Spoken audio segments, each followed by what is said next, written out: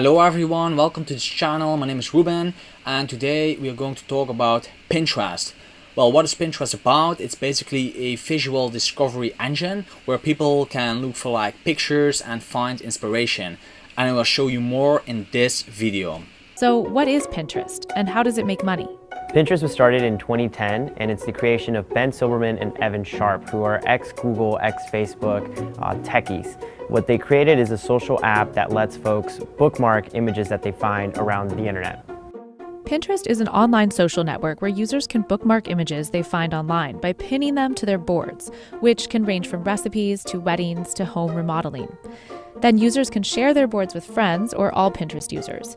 Users find new ideas by following friends, influencers, and brands, or simply by searching Pinterest's large user base.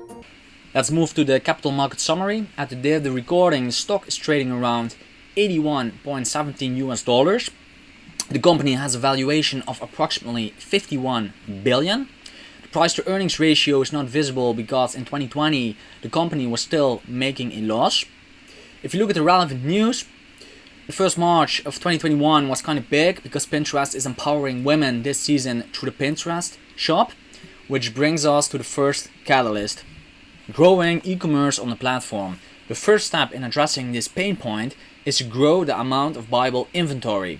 To celebrate International Women's Day, Pinterest has launched a brand new Pinterest shop collection. It's a place where women-founded businesses can sell their products online. So here is a demonstration. Support women-owned brands. You have this woman here. She has a brand called Bonne Femme. You have Blue Land buying household cleaning products, shoes, glass, some other stuff, you know. So they're really trying to make the conversion from inspiration to buying stuff online on the platform. Here you have an overview of the demographics. I want to point out that approximately 71% of the users are female. That is actually the reason why I am showing you all of this. Second, I want to point out that 80% of the US mothers who use the internet use Pinterest as well. And lastly, 34% of Pinterest users earn between 50 to 75k a year. Yeah, let's have a look at the monthly active users. When you see this, you can observe that the monthly active users are growing rapidly. For the global part, it's 37% in the 4th quarter in 2020. In the United States, they grew slower with 11% year over year in the 4th quarter. But the real opportunity for this company is still like international, you know, because they have still room to grow there. And you can also see that back in the numbers, because in the last quarter, they grew 46% year over year. Average revenue per user, if you look at a global point of view, Pinterest grew 29% year over year. The United States market is a little bit maturing right now, but they still have a lot of growth with 49% year over year. But the real opportunity for Pinterest is in the international market. So if you pick the 4th quarter of 2020, they had 0.35 dollar cents and they grew 67% year over year. If you compare the US with the international market, they have a 17 times growth opportunity for the international market. Well, you can calculate that as follows. $5.94 divided by 0.35 dollar cents equals 17 times. Well, even if Pinterest managed to grow, for instance, 10 times, so to $3.50, that would be very, very good. The company can capture more of the advertising market share itself as well. As merchants and brands see the organic traffic that Pinterest drives, they seek to increase their spend on shoppable advertisements. Well, to support this, Pinterest is rolling out measurement and analytical tools that scale advertising on the platform. According to Spreecap, Pinterest has an advertising market share representing only 0.7% of US digital advertising spend and 0.03% of international digital ad spend.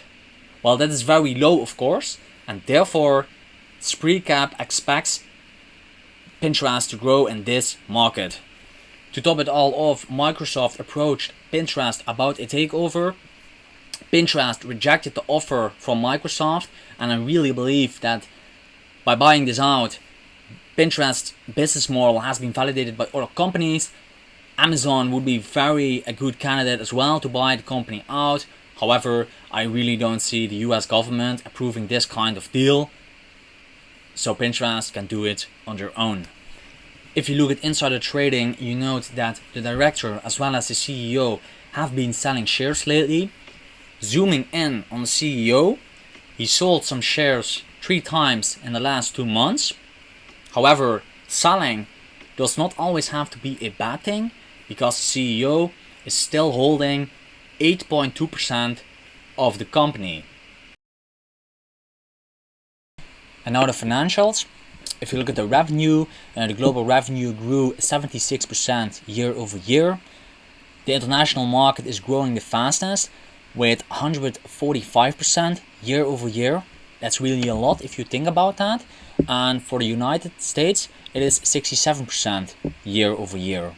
I also wanted to compare Pinterest with Facebook and Snapchat. If you look at the average revenue per user, Pinterest had $1.57 in the fourth quarter of 2020, which we saw earlier. If you compare it to Facebook worldwide, they have $10.14. And if you compare that to Snapchat, it's $3.44. Well, that really demonstrates that Pinterest really has opportunities to grow, especially if you compare it to a social media app like Snapchat. Now the income statement. I want to point out that Pinterest made a profit in the last quarter of 208 million. However, overall in 2020, they still made a loss. If you compare the weighted average shares outstanding of 2019 to 2020, you notice a significant increase in the amount of shares outstanding. I looked it up, and there are no expectations that Pinterest will do an equity offering in 2021. Let's move to the cash flow statement now. The main takeaway here is that if you look at the operating activities and compare 2019 to 2020, the company offered way less share-based compensation. If we look at the investing activities, we saw an uptick in maturities and marketable securities from 361 to 920 million in 2020. Now the financing activities, compared to 2019, the proceeds from exercise of stock options increased in 2020 from 41 to 78 million. A short overview of the balance sheet. The gist of it is that the company has very good liquidity ratios. Now we can calculate the current ratio, which is equal to 6.42 approximately. And this means that the company has enough money to cover its short-term liabilities. Last but not least, the opportunity and the risks.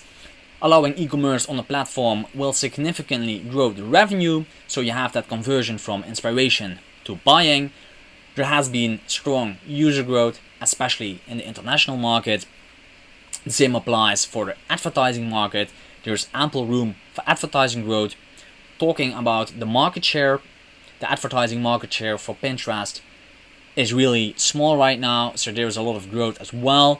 What I also like is that CEO Ben Silbermann, who co-founded Pinterest, is still leading the company.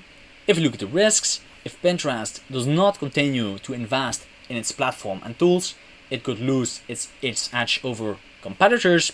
You have a lofty valuation because you pay for that growth, and the post-COVID outlook. During the last conference call, there were several questions about that, and they expected less growth because of post-COVID. People are starting to go out again, and maybe they will not spend that much time on the platform compared to the pandemic.